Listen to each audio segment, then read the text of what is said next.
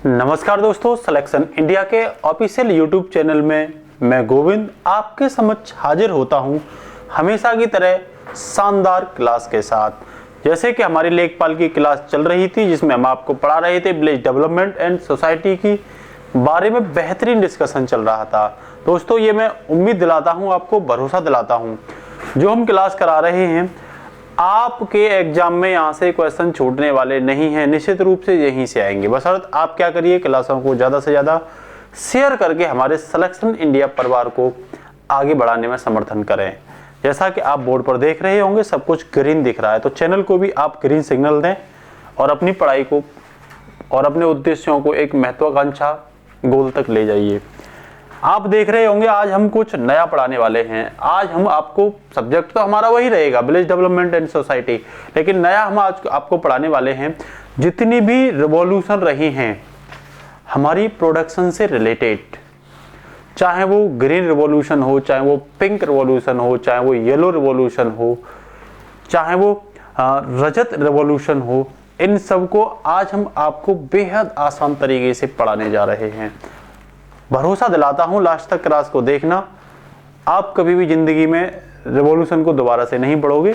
बहुत शानदार तरीके से हम आपको क्या कराएंगे, डिस्कशन कराएंगे। जैसा कि आप देख रहे हो ये साफ संकेत दे रहा है ग्रीन रिवॉल्यूशन का, किसका, हरित क्रांति का। इसके बारे में हम आपको डिस्कशन करेंगे। देखो ये भी आपको हरित क्रांति, क्योंकि नलकूप वगैरह दिखाई दे रहे हैं, नालियां दिखाई दे रही है, हरित क्रांति का संकेत है। यहाँ हम देख रहे हैं हरित क्रांति में लोगों को कैसे रोजगार मिला, वहीं हम यहाँ देखेंगे, देखो ये साफ संकेत दिख रहा है श्वेत क्रांति का, दुग्ध क्रांति का। जब दुग्ध क्रांति पढ़ेंगे दोस्तों, ऐसा हो नहीं सकता कि हम अपने भारत के सितारे वर्गीस कुरियन को ना पढ़ें, जो आज दुनिया में नहीं रहे। वर्ष 2012 में इनका निधन हो गया था, तो इनके बारे में भी डिस्कशन हम आपसे करेंगे। इनकी जो उपलब्धियां हैं उनको डिस्कशन करेंगे, साथ साथ बताएंगे भारत का कहाँ कहाँ क्या क्या स्थान है।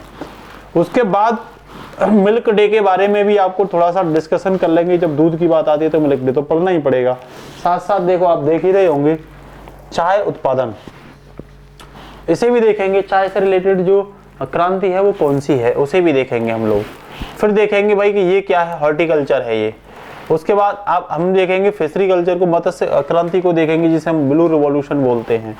क्या किया है सरकार ने ब्लू क्रांति के लिए, कोई योजना बनाई है या नहीं बनाई, जैसा कि आप लोग देख भी रहे हो प्रधानमंत्री मत्स्य संपदा योजना, इसके बारे में थोड़ा सा डिस्कशन करेंगे।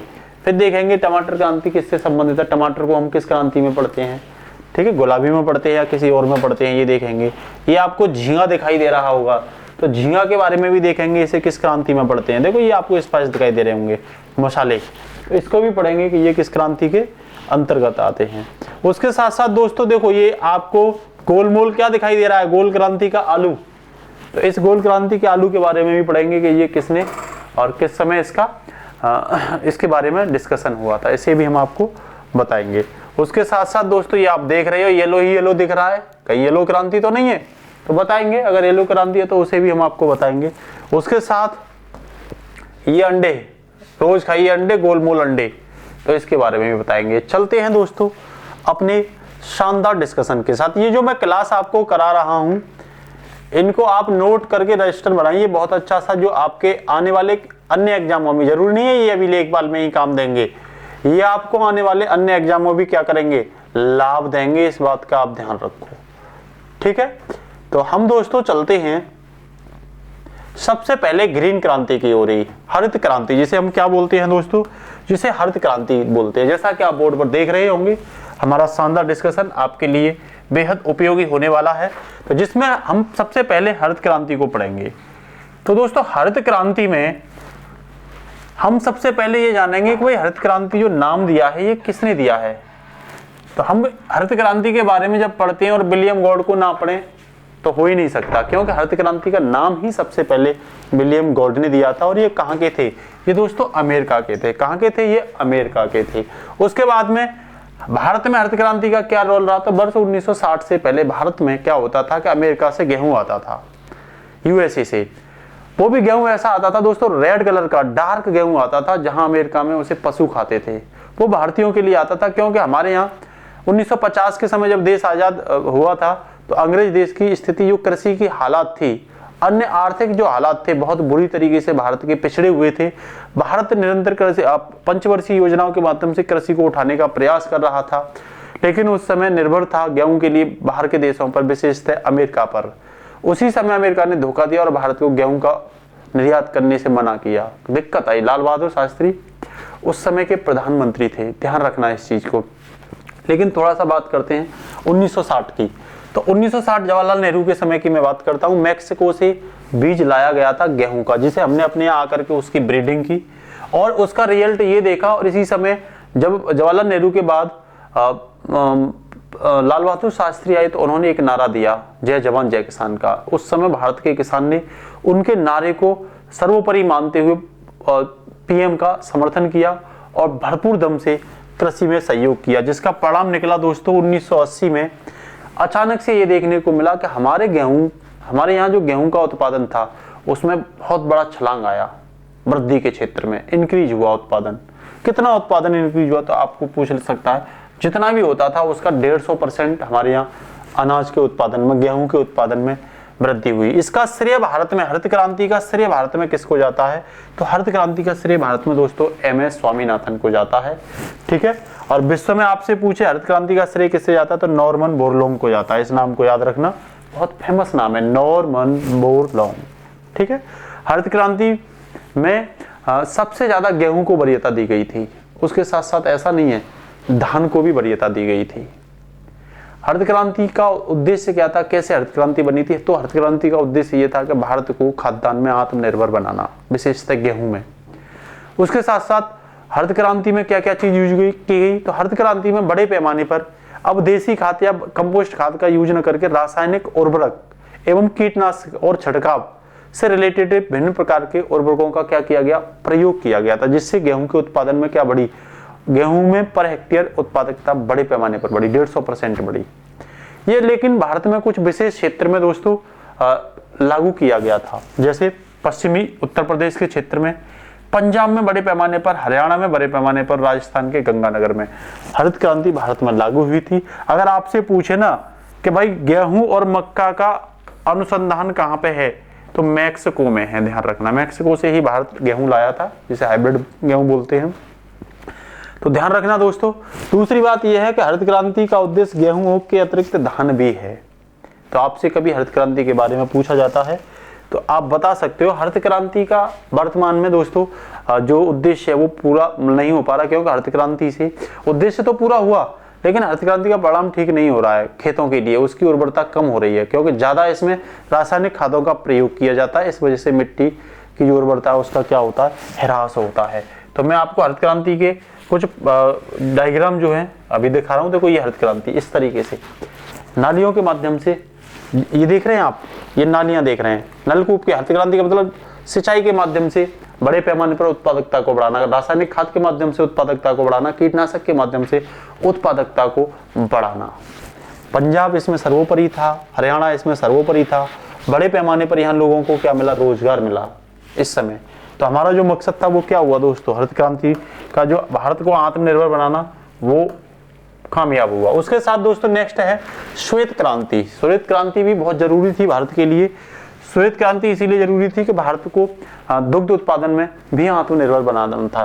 दुग्ध, इसका मतलब ये पूछे इसे किससे रिलेटेड था, आप बताओगे दुग्ध क्रांति से संबंधित है। इसकी शुरुआत कब हुई? तो वर्ष 1964-65 में इसकी शुरुआत हुई थी। इसके 3 फेज थे, ध्यान रखना। दुग्ध उत्पादन को बढ़ावा देने के लिए हमने एक कार्यक्रम भी निकाला था, संघन पशु विकास कार्यक्रम। तो ये संघन पशु विकास कार्यक्रम सफल नहीं हुआ था, इस बात को आप जान लो, ये असफल रहा था। इसके बाद 1970 में जब ये असफल रहा तो एक प्रोग्राम हमने बनाया ऑपरेशन फ्लड।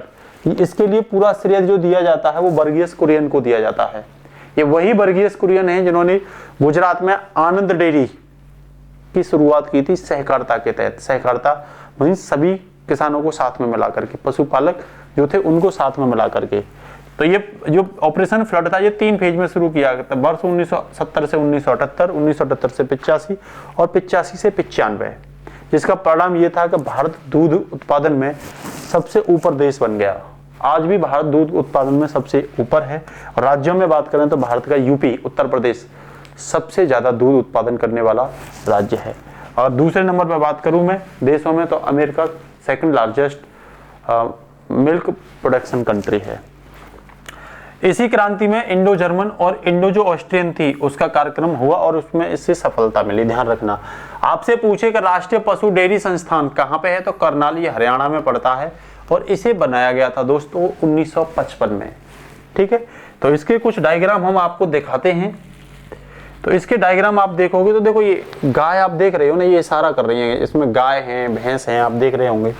तो हमने दुग्ध उत्पादन में बेहद अच्छा काम किया है, भारत इसमें प्रोडक्शन में सबसे पहले आता है। तो देखो, श्वेत क्रांति के जनक जाने माने वर्गीस कुरियन का निधन 9 सितंबर को हुआ था। कब हुआ था दोस्तों? 9 सितंबर को इनका निधन हुआ था। ध्यान रखना इस चीज को। और इनके उपलब्धियों के बारे में अगर हम बात करें तो देखो, ऑपरेशन फ्लड भारत को दूध की कमी वाले मुल्क में सबसे उत्पादकों में शुमार करा दिया इसने। गुजरात के पशुपालकों के साथ अमूल ब्रांड बनाया गया और आसमान तक उसे पहुंचाया गया। तो ये कई बातें वर्गीस कुरियन की हैं। ध्यान रखना, ये कई बातें वर्गीस कुरियन की हैं। कोऑपरेटिव सोसाइटी की यहाँ पे स्थापना की थी। उसके साथ साथ देखो, पंजाब, अगर आपसे पूछे ना, पंजाब एक ऐसा राज्य जिसमें प्रति व्यक्ति जो है ना, उसको 1 लीटर से ज्यादा दूध का क्या करता है, प्रयोग करता है। पहले स्थान पर पंजाब है, दूसरे पर हरियाणा, तीसरे पर राजस्थान, फिर गुजरात, फिर आंध्र प्रदेश। ये कुछ स्थान है। ठीक है ना। प्रति व्यक्ति के आधार पर अगर मैं मासिक खर्च में दूध में खर्च करने वाला बताऊं तो 5वां सबसे बड़ा खर्च जो दूध में है वो इंडिया ही करता है। ध्यान रखना, ये आप देख ही रहे हो, ये सब आंकड़े याद रखना आप, एक एक आंकड़ा आपके सामने दे रखा है।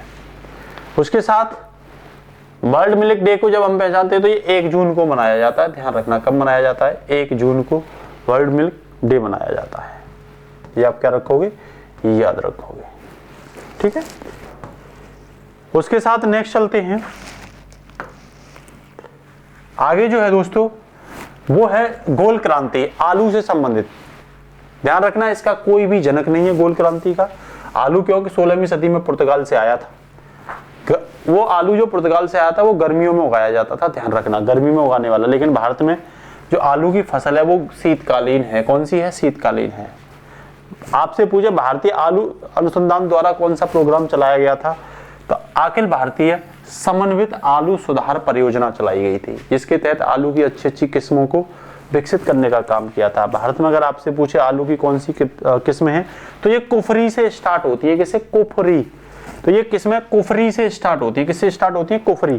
तो कौन सी कुफरी? कुफरी चंद्रमुखी, कुफरी ज्योति, कुफरी चिपसोना फर्स्ट और चिपसोना सेकंड, कुफरी लालमा, कुफरी बादशाह। ये सब क्या हैं? आलू की किस्में हैं दोस्तों। आलू उत्पादन में आपसे पूछे टॉप पर कौन है, तो चीन है। भारत दूसरे नंबर पर आता है। और भारत में भी उसके राज्य में यूपी पहले स्थान पे है, दूसरे पर पश्चिम बंगाल, तीसरे पर बिहार है। आप याद रखना। और वर्ल्ड में तीसरे स्थान पर रूस और चौथे स्थान पर यूक्रेन है। आपसे पूछे आलू अनुसंधान कहाँ पे है, तो आप बताओगे शिमला में। शिमला कहाँ पड़ता है? हिमाचल प्रदेश में। आलू के बारे में अगर मैं आपको थोड़ा सा दिखाता हूँ तो देखो, ये आलू की क्रांति ही है। आप देख पा रहे होंगे। मैं जो आपको दिखाने जा रहा हूँ वो आलू को ही दिखाने जा रहा हूँ। देखो, ये आज बड़े पैमाने पर भारत में क्या होता है? आलू होता है बड़े पैमाने पर। ठीक है, तो ये याद रखना। ये मैं इसीलिए दिखा रहा हूँ आपको कि लंबे समय तक आपको क्या रहे, याद रहे। दूसरी बात, नीली क्रांति। इसके आलू के बाद हम पढ़ेंगे, हमने हरित को पढ़ा, कृषि से संबंधित, खाद्यान्न उत्पादन से संबंधित। हमने दोस्तों श्वेत को पढ़ा जो दूध से संबंधित है। हमने दोस्तों गोल को पढ़ा जो आलू से संबंधित है। आपको याद रखना पड़ेगा। अब हम पढ़ते हैं नीली क्रांति के बारे में, ब्लू रिवॉल्यूशन। तो ध्यान रखना, ये मछली उत्पादन से संबंधित है और झींगा नहीं है, मछली है। ये ध्यान रखना आप। जनक कौन है इसके? तो हीरालाल चौधरी। कौन है? हीरालाल चौधरी। दूसरे हैं अरुण कृष्णन। भारत मछली उत्पादन में तीसरा सबसे बड़ा देश है। राज्यों में बात करूं तो खुले में जो मछली समुद्र वगैरह से निकाली जाती है वो आंध्र प्रदेश टॉप पे है, दूसरे पे पश्चिम बंगाल, तीसरे पर गुजरात और चौथे पर कौन है? उड़ीसा है। अगर मैं तालाब में मछली पालन के बारे में बात करूं तो पहले स्थान पर आंध्र प्रदेश आता है, दूसरे पर पश्चिम बंगाल आता है और तीसरे पर दोस्तों बिहार आता है। बस यहाँ तीसरा स्थान चेंज होता है। खुले में गुजरात आगे है और तालाबों में पाले जाने वाली मछली में बिहार तीसरे स्थान पर आता है। तो अगर मैं आपको दिखाऊं मत्स्य पालन के बारे में, थोड़ा सा हमारे प्रधानमंत्री ने भी काम किया है। तो देखो, ये आप देख रहे होंगे मत्स्य पालन। ब्लू रिवॉल्यूशन, ये मछली ही मछलियां आपको दिखाई दे रही होंगी यहाँ, ठीक है ना। तो अगर मैं मछुआरों के लिए और मछली पालकों के लिए किसान सशक्त बना रही है मोदी सरकार, ये देख रहे होंगे आप, लिखा हुआ है यहाँ। तो क्या किया है, मत्स्य पालन विभाग की स्थापना की है। देख पा रहे होंगे आप, जहां तक मैं आपको दिखा पा रहा हूँ। तो आप क्या देख पा रहे हैं, मत्स्य पालन विभाग की शुरुआत की है। 3000 करोड़ रुपए केंद्रीय सहायता से नीली क्रांति योजना के लिए, और 7500 करोड़ रुपए की लागत से fisheries and aquaculture infrastructure development fund की क्या की है, स्थापना की है। इसे याद रखना आप। मछुआरों और मत्स्य किसानों को किसान क्रेडिट कार्ड से लाभ सुविधा दी है कि भाई ये मत्स्य पालन के लिए किसान क्रेडिट कार्ड से लाभ ले सकते हैं। मत्स्य नौकाओं की खरीद के लिए वित्तीय सहायता के भाई अगर आप मछली पकड़ने के लिए नौकाओं का प्रयोग करते हो तो कर सकते हो, कोई दिक्कत वाली बात नहीं है, ठीक है ना। इसके साथ ही और क्या है, और देखिए ये एक योजना और बनाई है। ये कौन सी योजना, प्रधानमंत्री मत्स्य संपदा योजना। इसके तहत भी मछली पालन वालों को क्या दिया जाता है, लाभ दिया जाता है। उसके साथ ही नेक्स्ट जो टॉपिक है दोस्तों वो है हमारा गुलाबी क्रांति। कौन सी, पिंक रिवॉल्यूशन। ये किससे संबंधित है, ये झींगा पालन से संबंधित है। झींगा पालन ही नहीं, साथ साथ ये प्याज से भी संबंधित है। किससे संबंधित है दोस्तों, झींगा पालन के साथ साथ प्याज से भी संबंधित है। आपको इनके जनक के बारे में पूछे गुलाबी क्रांति के तो दुर्गेश पटेल, क्या नाम दोगे, दुर्गेश पटेल नाम दोगे। और भारत झींगा निर्यातक का सबसे बड़ा देश है। सबसे ज्यादा झींगा का निर्यात कहां से होता है, भारत से होता है। वहीं लाल क्रांति पढ़ेंगे तो ये मांस और टमाटर के बारे में है। तो इन दोनों को मैं आपको दिखाता हूं, मांस और टमाटर ये कौन सी है, लाल क्रांति। और गुलाबी क्रांति क्या है, झींगा और प्याज से। नीली क्रांति मछली से, ध्यान रखना, और गुलाबी क्रांति झींगा से, याद रखना आप। देखो ये लाल क्रांति मांस और टमाटर से संबंधित आप देख रहे होंगे। देखो बड़े पैमाने पर इस क्रांति के तहत, लाल क्रांति के तहत टमाटर का क्या किया जाता है, उत्पादन किया जाता है बहुत बड़ी पैमाने पर। आप देख भी रहे होंगे, जैसा कि आप देख पा रहे हैं, ये लाल लाल टमाटर मस्त लग रहे हैं खाने में, चाहो तो खा सकते हो आप, ठीक है ना। उसके साथ साथ झींगा उत्पादन, देखो ये गुलाबी क्रांति है। ये आपको झींगा दिख रहा है इस तरीके की, ये समुद्र से निकाले जाते हैं। इनका अलग से भी पालन होता है, ठीक है ना, झींगा का अलग से भी पालन होता है। इसके साथ साथ जो नेक्स्ट जो हम पढ़ा रहे हैं आपको, वो दोस्तों पढ़ा रहे हैं अमृत क्रांति। ये नदी जोड़ो परियोजना है, नदी जोड़ो परियोजना। केन बेतवा वगैरह नदी इसी अमृत क्रांति के तहत क्या की गई थी, जोड़ी गई थी। उसके साथ बादामी क्रांति की बात करूं तो ये स्पाइसी प्रोडक्शन, मसालों का उत्पादन। किसका, मसालों का उत्पादन। जैसे कि आप देख पा रहे होंगे स्पाइस, देखो ये देख रहे हैं, बादामी क्रांति। तो ये किससे संबंधित है, मसालों के उत्पादन से संबंधित है। आप याद रखना, बादामी क्रांति मसालों के उत्पादन से संबंधित है। इसके साथ ही अगर मैं बात करूं दोस्तों नेक्स्ट क्रांति की, तो धूसर क्रांति, ये उर्वरक से संबंधित है। खाद जो होते हैं ना, फर्टिलाइजर, उर्वरक, कीटनाशक वगैरह, इनसे संबंधित है। और आपसे पूछ लिया भी जाएगा कि भारत में ऐसा कौन सा राज्य जो प्रति हेक्टेयर उर्वरक का मैक्सिमम यूज करता है, तो उसमें पहले स्थान पर कौन है, पुडुचेरी में सबसे ज्यादा, पांडिचेरी में सबसे ज्यादा क्या किया जाता है, पर हेक्टेयर में उर्वरक का प्रयोग किया जाता है। दूसरे स्थान पर तेलंगाना आता है। आप इसको भी क्या रखना, याद रखना। उसके साथ साथ नेक्स्ट है कृष्ण क्रांति। ये पेट्रोलियम जो उत्पाद होते हैं ना, उससे संबंधित है दोस्तों। किससे, पेट्रोलियम उत्पादों से। और इसे काली क्रांति भी कहते हैं। ध्यान रखना, इसका उद्देश्य यही था कि देश को पेट्रोलियम उत्पादों में आत्मनिर्भर बनाना। क्या मकसद था इसका, देश को जो पेट्रोलियम उत्पाद है उसमें क्या बना दो भाई, आत्मनिर्भर बना दो। उसके साथ साथ रजत क्रांति, इसके जनक कौन है, इसके जनक इंदिरा गांधी को माना जाता है, ध्यान रखना। और इसके तहत अंडे के उत्पादन को बढ़ावा देने की बात की जाती है। साथ साथ 5 कुक्कुट फार्म भी खोले गए थे अंडे के लिए। कहां कहां खोले गए थे, पूछ लिए जाते हैं। तो देखो बेंगलुरु में खोला गया था, मुंबई में खोला गया था, और भुवनेश्वर में, दिल्ली में, शिमला में, ये 5 फार्म खोले गए थे। आप देख भी रहे होंगे, बेंगलुरु, मुंबई, भुवनेश्वर, दिल्ली और शिमला, ठीक है ना। यूएसए से अच्छी नस्ल का क्या लाया जाता है, मुर्गी लाया जाता है, वहां से मंगवा करके यहाँ पे संकलन कराया जाता है उसका, ठीक है ना। आपसे रजत क्रांति के बारे में, अंडा उत्पादन के बारे में पूछे, भारत में सबसे टॉप पर कौन आता है, तो आंध्र प्रदेश आता है। दूसरे पर कौन आता है दोस्तों, तमिलनाडु आता है। तीसरे पर कौन आता है, तेलंगाना। तो पहले पर आंध्र प्रदेश, दूसरे पर तमिलनाडु और तीसरे पर तेलंगाना। किसमें, अंडा उत्पादन में। आप देख भी रहे होंगे बड़े पैमाने पर अंडा का क्या किया जाता है, प्रोडक्शन किया जाता है। देखो ये खाइए गोल गोल अंडे, ये किसके अंतर्गत आते हैं, तो ये रजत क्रांति के अंतर्गत। किसको, रजत क्रांति के। इंदिरा गांधी को इसका क्या दिया जाता है, श्रेय दिया जाता है दोस्तों। उसके साथ ही नेक्स्ट हम बात करते हैं सफेद गोल्ड क्रांति। ये कपास से संबंधित है, आप ध्यान रखना, कपास से। ग्रीन गोल्ड क्रांति, ये चाय उत्पादन से। तो आप बड़े पैमाने पर देख रहे होंगे, ये ग्रीन गोल्ड क्रांति है, चाय उत्पादन। ये क्या है, ग्रीन गोल्ड क्रांति। देखो देख रहे हैं आप, बड़े पैमाने पर ये क्या हो रहा है, चाय उत्पादन हो रहा है। बहुत अच्छे लगते हैं चाय के बागान। जब आप वहां जाओगे, यहाँ महिलाओं को बड़े पैमाने पर रोजगार दिया जाता है। ये बागानी कृषि भी है, आप ये ध्यान रखना। हमारे यहाँ अंग्रेज इसे लेके आए थे चाय को, आप देख रहे हैं ये सब चाय की पत्तियां होती हैं ग्रीन, उनको काटा जाता है इसी में, ये सब चाय की पत्तियां हैं, ठीक है ना। इसी के साथ जो नेक्स्ट है, जो ग्रीन गोल्ड क्रांति हो गई, उसके बाद मूंग क्रांति, ये मोटे अनाजों से संबंधित है, बाजरा है, मक्का है, ज्वार है, इससे संबंधित है। खाकी क्रांति की बात करें तो ये चमड़ा उत्पादन से संबंधित है। किससे? चमड़ा उत्पादन से संबंधित है। उसके साथ दोस्तों गंगा क्रांति, ये भ्रष्टाचार के खिलाफ सदाचार, मानवता को लाना, भ्रष्टाचार के खिलाफ मानवता मतलब सदाचार को लाना, ये गंगा क्रांति है। आपसे पूछे सैफरॉन क्रांति, तो ये केसर उत्पादन, केसर उत्पादन है ना, जम्मू एंड कश्मीर में होता है, ध्यान रखना। सैफरॉन भी कहते हैं, इसीलिए इसे सैफरॉन क्रांति कहते हैं। आपसे पूछे सुनहरी क्रांति, तो दोस्तों ये बागवानी, हॉर्टिकल्चर, ठीक है ना, बागवानी, भारत में इसे बागवानी कहते हैं। और ये फलों के उत्पादन से संबंधित भी है, पुष्प के उत्पादन से संबंधित, मतलब बागानी जो पेड़ होते हैं उनसे संबंधित है। और इसके तहत ही राष्ट्रीय बागानी मिशन 2005-06 भी चलाया गया था। आप देख रहे होंगे बागानी कृषि के बारे में। अगर मैं आपको दिखाता हूं तो देखो, ये कुछ बागानी कृषि है। क्या है ये आप देख रहे हैं, ये बागानी कृषि है। पुष्प का भी है, बड़े बड़े पेड़, बड़े यहाँ फलों का भी क्या किया जाता है बड़े पैमाने पर यूज किया जाता है। देख रहे हैं आप, ये बागानी कृषि है, ये है, देख पा रहे होंगे आप मेरे हिसाब से, तो ठीक है। तो उसके साथ ही नेक्स्ट जो है, देखो नेक्स्ट देखिए, नेक्स्ट है इंद्रधनुष क्रांति। ये किससे संबंधित है? इसे रेनबो रेवोल्यूशन कहते हैं। तो ये कृषि से संबंधित है, ये कृषि से संबंधित है। इसे सदाबहार क्रांति भी कहते हैं, ध्यान रखना, एवरग्रीन रेवोल्यूशन। और कृषि उत्पादन की दर को इसने बढ़ा, इसका उद्देश्य था कि भाई कृषि जो उत्पादन की दर है उसे बढ़ा करके 4% से कितना कर दो, अधिक कर दो, ये इसका उद्देश्य था। और इसी के तहत जुलाई 2004 को अटल सरकार द्वारा राष्ट्रीय केंद्रीय नीति की क्या की गई थी? स्थापना की गई थी। क्या की गई थी? स्थापना की गई थी। तो हमने आपको ये सभी दिखाई, जिसमें मैंने आपको बताया भी कि भाई देखिए, दोबारा से एक बार चेक कर लेते हैं। देखो ये येलो क्रांति है, ये तिलहन से है। ये येलो क्रांति शायद हम लिख नहीं पाए। पीली क्रांति ये तिलहन से संबंधित है। किससे? तिलहन से संबंधित। इसमें बहुत बड़ा रोल सूरजमुखी का भी होता है। किसका होता है? सूरजमुखी का भी बहुत बड़ा रोल होता है पीली क्रांति में। ये तिलहन से संबंधित, तेल वगैरह इनसे संबंधित है, आप याद रखना। ये रजत क्रांति है, जिसका श्रेय इंदिरा गांधी को जाता है।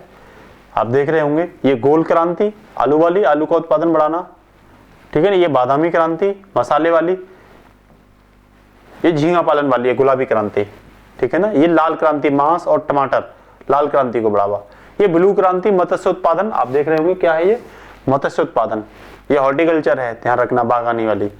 ये चाय वाली है, ग्रीन गोल्ड, याद रखना आप। और ये श्वेत क्रांति, ठीक है ना। ये कौन सी है? श्वेत क्रांति, जिसमें वर्गीस कुरियन को भी हमने पढ़ा। और उसके साथ साथ दोस्तों ये है श्वेत क्रांति, ये है जिसे हमने सबसे पहले पढ़ा हरित क्रांति। इसका बहुत बड़ा भारत में क्या है रोल?